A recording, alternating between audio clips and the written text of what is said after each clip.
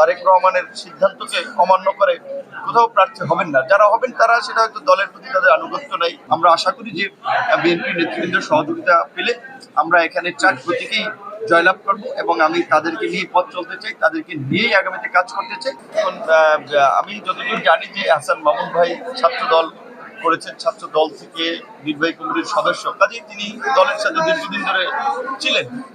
দলের প্রতি তার একটা প্রত্যাশা থাকতে পারে, কিন্তু জাতীয় রাজনীতির ইকুয়েশনে দল যে সিদ্ধান্ত নেয়, দল করলে সেই দলের সিদ্ধান্তই সকলের সমর্থন করা উচিত, এটা সকল দলের কর্মীদের ক্ষেত্রে। এখন বিএনপি করা কোনো কর্মী বা নেতা আমার জানা মতে তারেক রহমানের সিদ্ধান্তকে অমান্য করে কোথাও প্রার্থী হবেন না। যারা হবেন তারা সেটা হয়তো দলের প্রতি তাদের আনুগত্য নাই, নিজের ব্যক্তিগত রাজনীতি করলে তারা কেউ কেউ সেটা হতে পারেন। সেটা আমার ব্যক্তিগত কোনোভাবেই আমি সে বিষয়ে খুব বেশি বলতে চাই না।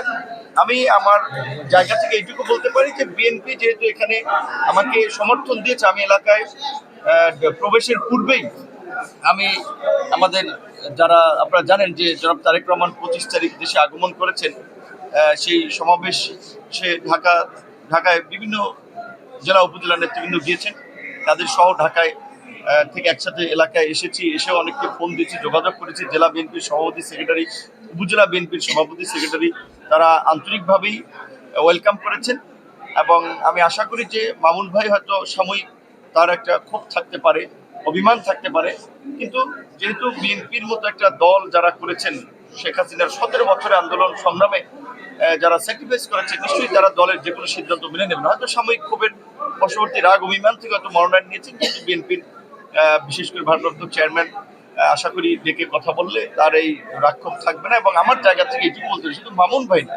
এখানে সকল দলের প্রার্থী সমর্থকদেরকেই আমি বলবো যে আমি নির্দিষ্ট কোনো দলের প্রার্থী হয়ে বা নির্বাচন করতে এখানে আসি নাই। আপনারা জানেন যে আমরা অল্প বয়সেও আন্দোলন সংগ্রাম করে ডাকসুর ভিপি হয়েছে, 28 বছর পরে জাতীয় রাজনীতিতে পট পরিবর্তনের ক্ষেত্রে একটা গুরুত্বপূর্ণ ভূমিকা রেখেছি।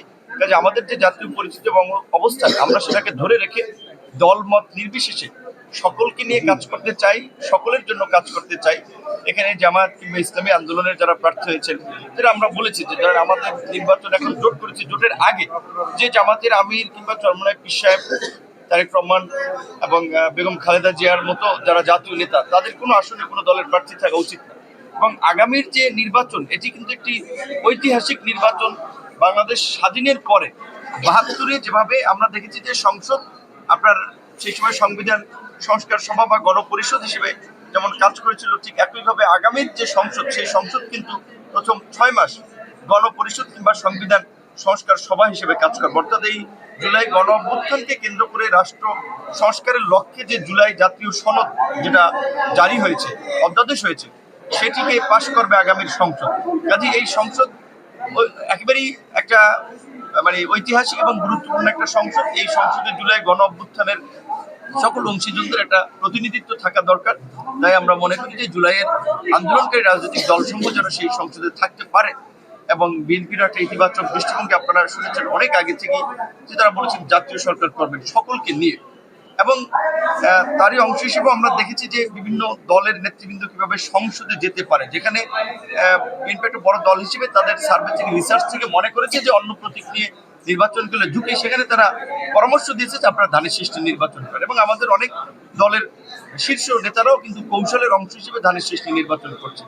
এখানে আলহামদুলিল্লাহ শুরু থেকেই মানুষের এলাকার ছেলে হিসেবে একটা সিম্প্যাথি, সমর্থন থাকার ফলে আমরা আশা করি যে বিএনপি নেতৃবৃন্দের সহযোগিতা পেলে আমরা এখানে 4 প্রতীকেই জয়লাভ করব এবং আমি তাদেরকে নিয়ে পথ চলতে চাই, তাদেরকে নিয়েই আগামীতে কাজ করতে চাই। এবং আমার দৃঢ় বিশ্বাস যে মামুন ভাই আমাদের সাথেই থাকবেন।